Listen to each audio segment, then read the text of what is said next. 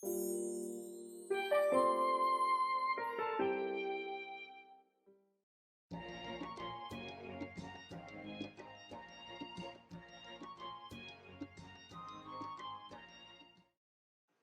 様、こんにちは。要件評価鑑定士の深見信彦です。今回は村正のすべてについてお伺いしたいと思います。村正のすべてですか。村正はですね、村正という刀鍛冶は、例えば平安時代後期、その昔からね、幕末明治の新選組とか坂本龍馬の時代が1860、70年ですかね。その間、実用の歴史っていうのは700年間あるんですよ。その実用の歴史の700数十年間の間にですね、刀鍛冶っていうのは2万3000人いるんですね。その2万3000人いる刀鍛冶の中でも、最もお話しすることが多いのがね、村正っていう刀鍛冶なんです。村正にはね、知ってるようにね、君も、文紀元年の作品が4本あるんだよね。で、文紀元年の7月、鹿野と鳥の7月日の刀が1本。それと担当が1本。この鹿野と鳥の文紀元年のやつはうちにありましたよね。私が長く持って、散々研究した刀です。で、文紀元年の8月は、久保田菅の、所持名のある源正幸、清丸の正幸名の10尾を長く持っておられた、長野県の江原正一郎さんという方が持っておられてね、私も拝見させていただいたことがあります。で3本目はね、文紀元年の10月、9月だ。9月日っていうのが三重県の津市にあるそうです。確かな記録なので、本物だと思うんですけど、私は見たことありません。で、文紀元年の10月っていうのは、小島君も知ってるように、伊藤美代さんのね、贈答目録で出てきますよね。びっしり細かい字でね。あれ、どういう経緯か知りませんけど、後に本間先生が持っておられて、刀剣博物館で見せていただいたことがあります。そういうふうに文紀4年の作品が4本あるということは、確かに村正の時代を証明するものですよね。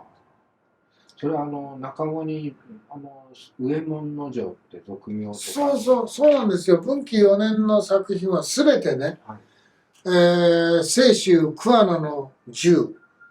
上門之丞、村正これを作るとかね、もちろん文紀元年の年季と、あと、不動明王とか、阿食如来とかのね、重ね梵字とか、必ず彫り文が入ってます。そして居住地が、担当以外はね、担当はスペースが関係で入ってませんけどね。文紀元年の、そしてお聞きすると、7月、8月、9月、10月と連続しているみたいですけれども、何かよほど特別なことがこの年にあったんでしょうかね。そうでしょうね。よほど記念すべき、この年だっていうことでしょうね。ということは、で、この文紀元年が村正に見る最も古い年季であるということですよね。そうですね。それ以前の年季見ませんからね。この頃から作刀を始めたということでしょうか。文紀元年の作品4本がね、ある程度完成されている作品っていうことは、少なくともその10年か、十数年前から、すなわち延徳明王ぐらいから作ってたと思われますよね、技術的にね。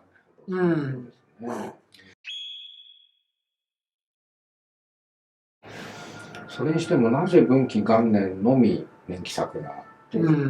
これ以前の年季がないのでしょうか。年季のある刀はこの時代ですね。君の知ってるように末備前と言われてる助貞、勝光宗光とか清光とかはその多いですよね、年季。しかし、関物とか宗州物とかね、もちろん、村正一派とか、年季のないもんがほとんどなんですね、古陶器の果樹は。ですからね、年季や俗名がないからって言って不思議ではないんですね。それにしても文紀元年だけ村正に関しては4振りも残っているというのは、面白いことだなと思うわけでもあるんでしょうかね。まあそれについてはね、村正の研究家で、ご自身も村正を持っていらっしゃるね、彫物師の世界では日本でも有数なね、衣笠さんっていう方がいらっしゃるんですよね。この方がね、大胆な仮説を立てておられるのでね、私も参考してるのでね、まあお話ししますとね、衣笠さん曰く、村正はね、鳥年生まれだっておっしゃるんです。はい、うん。そういえば文紀元年も鳥年、蚊と鳥の年ですよね。そうなんですね。それゆえ村正にとってこの文紀元年はね、自分の干支にちなんでね、何か記念すべき年であってね、わざわざ特別に年季入れて、さらに入念な彫り物をしてるんだと、このようにおっしゃってるんですよね。そしてその作品の完成度からね、48歳にはなっているだろうとおっしゃってますね。まあその村正が鳥年生まれではないかという根拠の、衣笠さんがよりどころとしておられるところはですね、文紀元年の刀にはですね、不動明王の他に、不動明王っていうのは鳥年の守り本尊なんですね。まあこれが最大の根拠なんですけど、この不動明王は西、すなわち西方を守る仏様なんですね。鳥年であると同時に。そしてね、東進本に同じく見られるね、阿食如来の梵字はね、東方、東方、西方と真反対の東方を守る仏様だっていうことなんですよね。この西の鳥を守る仏様と真反対の東方を守る仏様の両方をね、重ね彫りする梵字を。このことは東西を抑えるっていう意味がある。っていうふうに彫物師の観点からおっしゃってるんですね。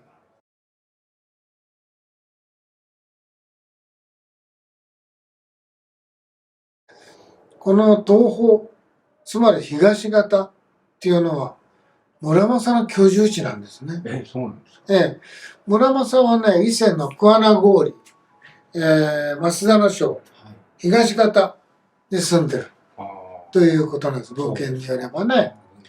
増田の省っていうのは、早く鎌倉時代からも増田の省の地名はありますしね。東方っていう地名も室町時代からある地名ですよね。現在も近鉄桑名駅の近所に東方っていう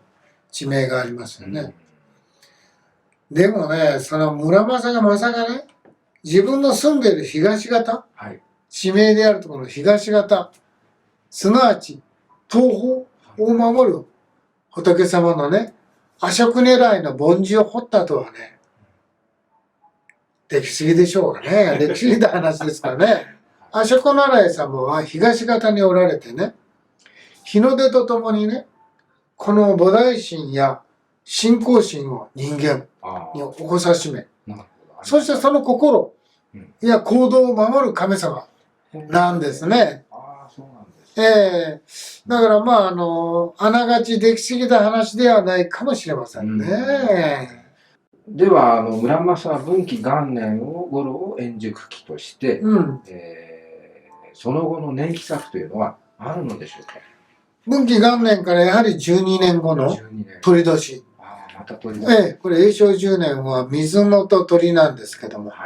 この年の10月13日と日にちまで切った刀があるんですよね。しかもこの刀には中子に妙法蓮華経というお題目が切ってあるんですよね。刀身には当然、衣笠さんのおっしゃるように、鳥年の守り本尊の不動明、その化身である剣巻龍と重ね梵字が裏にも彫られてますよね。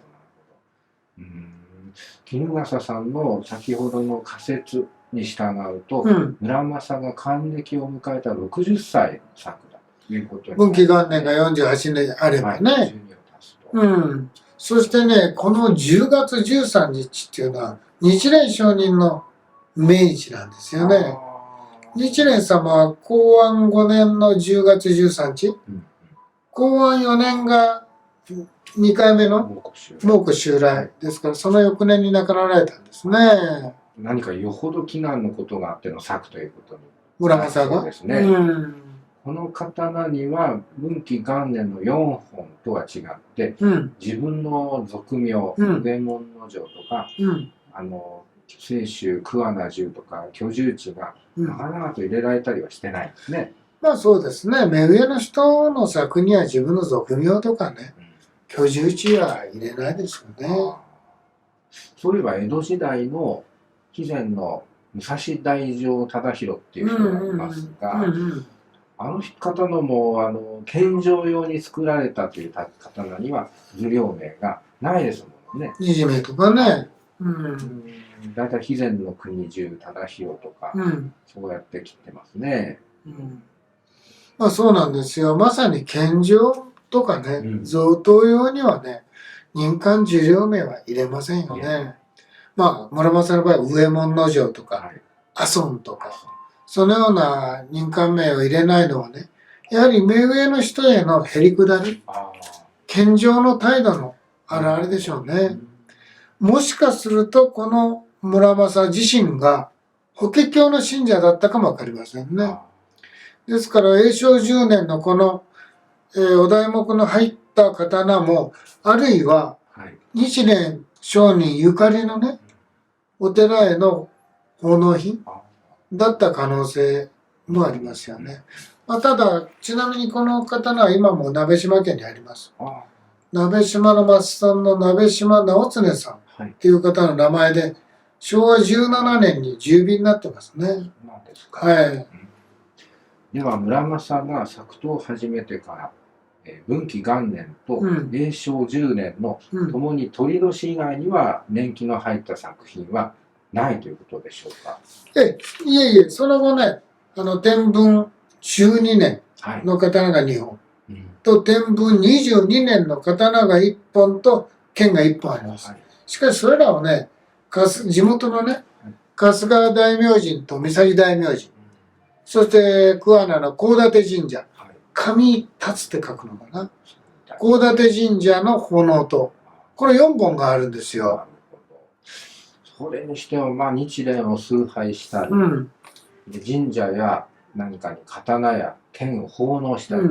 村正という人は、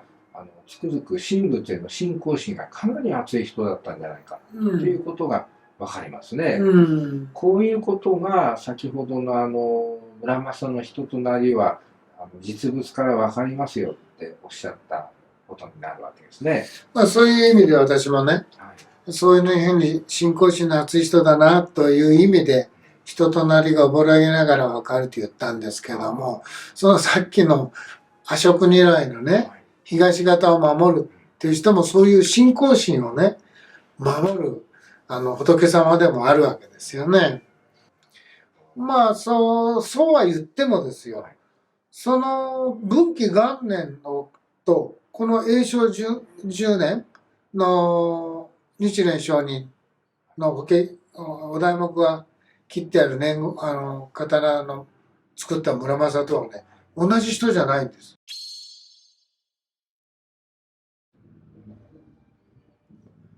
同じ人じゃないんですよ。そうなんですか。この文紀元年と天文の年季を切った人は、共に信仰心の熱い人ではあってもね、天文12年も22年も鳥年じゃないですからね。水のとうと水のと牛ですからね。それに不動梵字もないし、阿食如来の重ね梵字もありませんしね。信号梵字ありますよ。春日大明神とかね。一切ない。だから先ほど君が言ったようにね、永正10年が還暦を迎える60歳だったらですよ、同一人物だったら、天文12年には90歳になってますからね。そう、天文12年には文紀栄正の年季を切る村正という人は、うん。ひょっとすると、うんもう亡くなってるかもしれない。もちろん90歳ですからね、そう考えるのが自然でしょうんう。ですから、天文の年季を切る村正はね、12年も22年も、おそらく文紀栄正の年季を切る村正の子供でしょ。どうですか。うん。職人のね、特に村正のような独特の技はね、当然一子相伝だと思いますよね。子にしか伝えないと思います。しかも襲名も一人きりですからね、一人しか襲名できないわけです。ですから、天文22年の高立神社のね、本元の目を見ますとね、子供の村正もね、この文紀栄正の、この年かなりの年になってるっていうのがね、なんとなくわかるんですね。晩年期に入ってるっていうのがね。目を見ると、いささか力強さがないというか、老若な感じがいたしますね。この子供の村正でさえね。ですから、90歳だったら当然、打ってないけど、90歳の親の子供は60歳ぐらいにはなってるでしょうからね。私としては初代、2代なんていう、あんまり根拠のない言葉は使いたくないんですけど、分かりやすくするためにね、分かりやすく説明するために文紀栄正の村正を初代。で、この子供のね、天文年季を切る村正を仮に2代とすると、親の村正が20歳代の時の子供としても60歳になってますからね、老若な感があるのは、当然といえば当然だと思いますね。文紀元年の10年ほど前から、天文年間の初め頃まで、仮に親の初代村正が60歳代まで生きていたとして、可能性ありますよね。この2代村正が栄正頃、20歳代で作刀を始めたとするならば、天文始めまでの十数年間というのは、親子に2人の村正が栄正からね、同時に生きていたってことにはならないかなと思ったんですが。いやー、なかなかどういうふうに計算したのか鋭いね。よく気がつきました。それはですね、仮に25歳前後で親の村正が子供を設けたとしたら、そういうことになりますよね。25歳で設けたとすればね。村正のその生没年っていうのはね、作品からの推定ですけどね、私の場合もそうなんですけど、過去の村正に関する書物を見てみますとね、初代、2代、3代とかね、あるいは4代とかに区別されていたりね、村正の明治の二次の明の形からね、初代名とか2代名とか分類された方もいらっしゃるんですよ。それはそれでね、その先生方がね、大変ご苦労されて、考えの上に出された結論なんですから、尊重したいんですけども、私はどこでしょうかね、そんなに簡単に村正が明によって区別できるかなと、そういう思うんですよね。ですから、その文紀元年の長命に切る村正が4本ありますよね。それ以前にも村正作ってるって言いましたよね。二次名でね。で、円徳名誉頃ね。それから文紀元年以降にも当然、二次名の村正の刀を作ってますよね。大体ほとんどが二次名で。照明以外は全部二次名ですよね。はい。しかもその二次名の中にですよ、この村正がね、成長してですよ、20歳とか18歳とか23歳とか、成長して刀鍛冶になるわけでしょ。そして切った村正名もありますよね。しかも先ほど君がね、言ったように、この親子の村正がね、2人同時に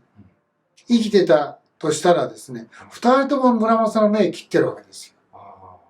重複して親と子供が生存していた時代に、そうして同時に生きている。そういうことなんですね。そのような状況に加えて、さらにね、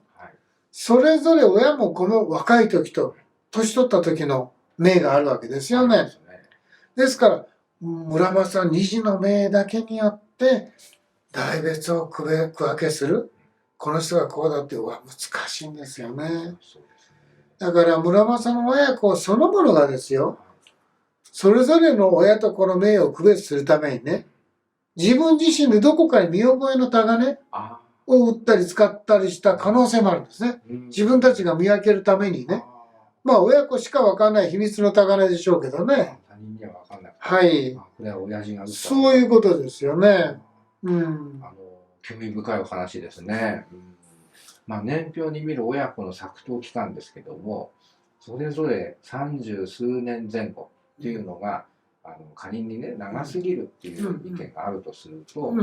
もう一人村正が言ったことになって、まあ、天正年間にももう一人村正がいたんじゃないかってことになりますかね。そうですね。伊勢の投稿というね、君の知ってる有名な本有名な本ですね。に、天正4年の年季の担当の教え方が出てますよね。これは佐藤寛山先生の資料ですから、昇進でしょうけども、一子相伝、先ほど言ったの原則からすれば、この天正の年季を切る村正は孫の三代ですわね。つまり三代村正っていうことになります。ただしね、今まで言った話はね、すべて推定ですからね、これまでの話の前提ですよ。前提はね、親の村正も、子の村正も、共に常識的に20歳前後で刀鍛冶を始め、それ15歳で始めたかもわかんないし、25歳で始めたかもわかりませんけども、20歳前後で刀鍛冶を始め、25歳前後に子供を設けたとしたら、20歳で子供を設けたかも、30歳で子供を設けたかも分かりませんけども、25歳前後に子供を設けたとしたら、という話ですからね。当然その前後はあるわけですよね。まあ、そもそも何の記録もありませんからね。まあ、とにかく現物を前にしての推論にとどまるというわけですよね。推論ですか。推論。厳しい言い方ですけどもね。しかしながらね、まあ仮説と推定で話を進めているようですけどね、今現存してるね、複数の村正の作風をそれぞれ照合してみるとね、年代的にはね、今私が話した初代とか2代の話はほぼ合ってるんじゃないかと思います。村正研究の集大成とされてる、君も知ってる伊勢の東宝の中に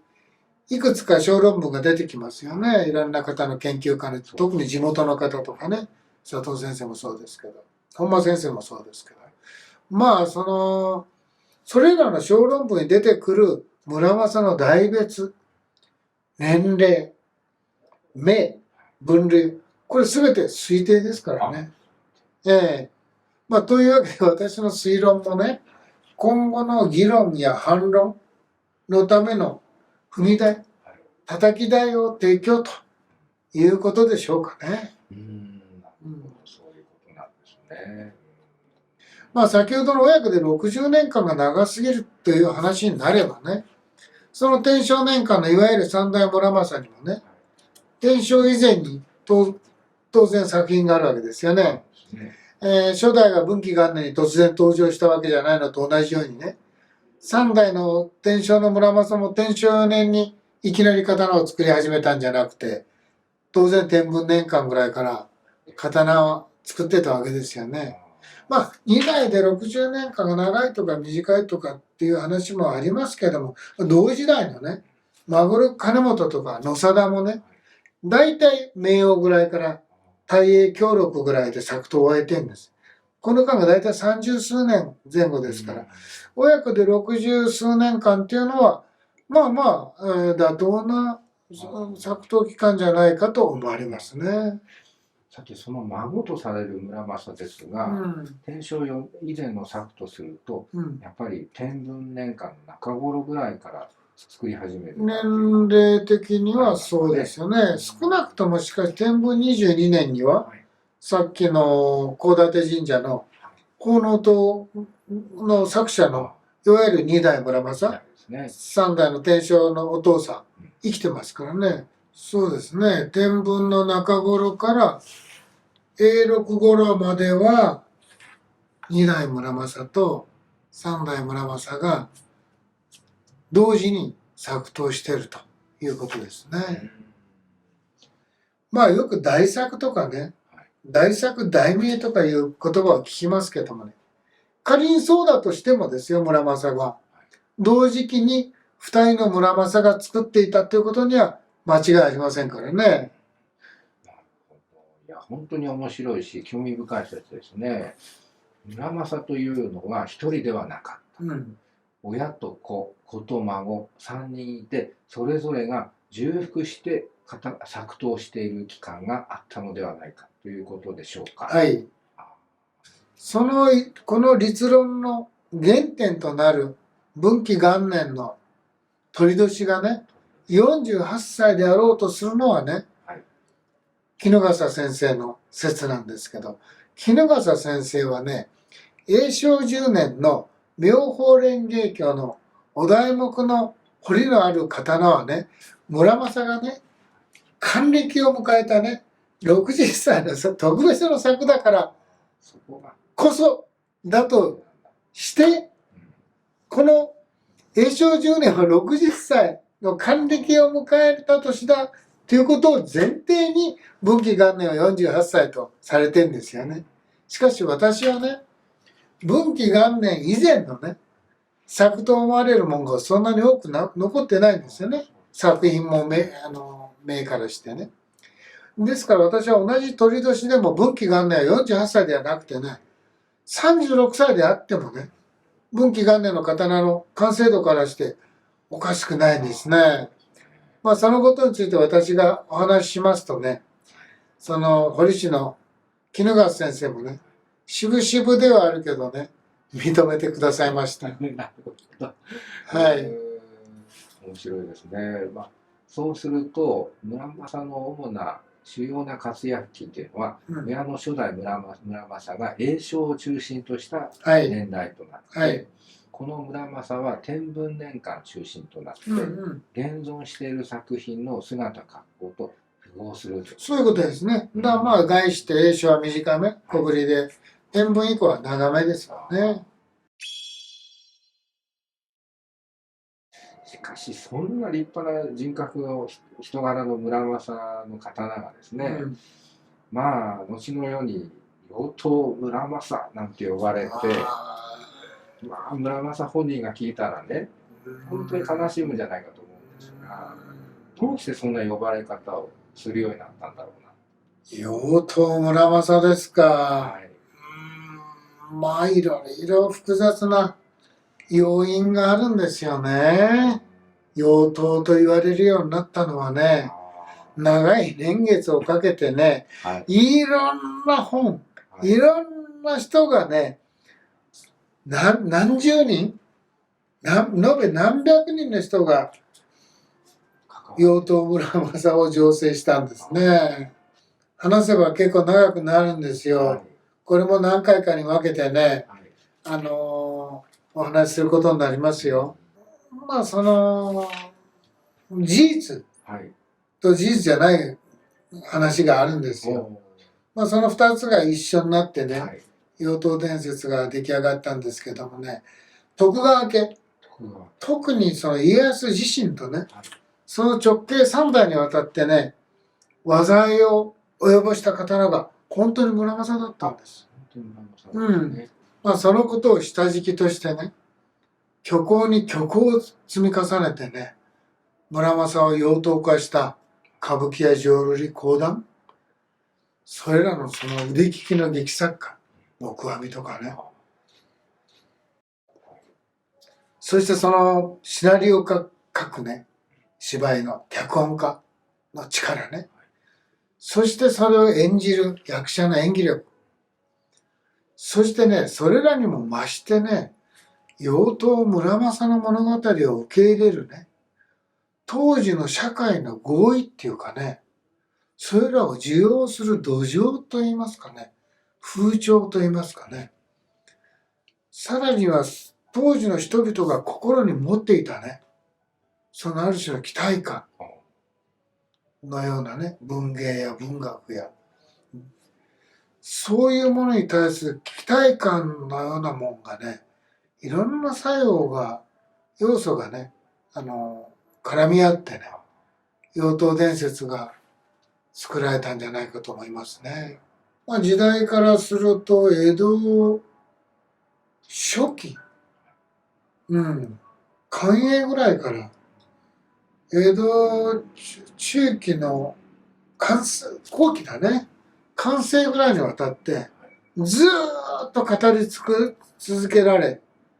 そして創作、書き続けられたものがね、妖刀伝説としてね、まあ、開花って言ったらね、語弊があるかもわかりませんけど、妖刀伝説が生まれたんですね。まあ次回はそのような、どうしてっていうそのいきさつをね、一つ一つ事実とフィクションに分けてね、紐解いていかなきゃいけないですね。まさに深掘りしていくということでしょうかね。そうですね。まあ、難しいですけどね、試みてみましょう。はい。ぜひお願いします。とっても楽しみにしています。わかりました。